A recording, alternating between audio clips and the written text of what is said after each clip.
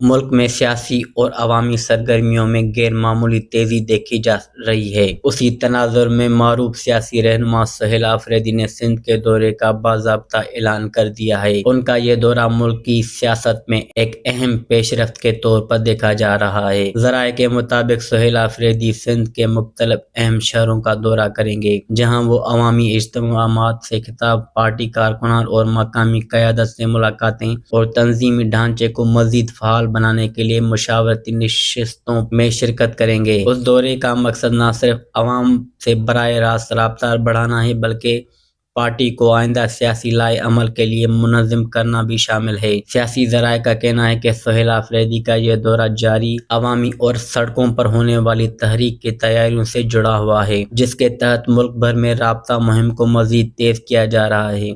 سندھ میں اس مہم کے ذریعے عوامی حمایت حاصل کرنے اور سیاسی پیغام کو مؤثر انداز میں پہنچانے کی کوشش کی جائے گی۔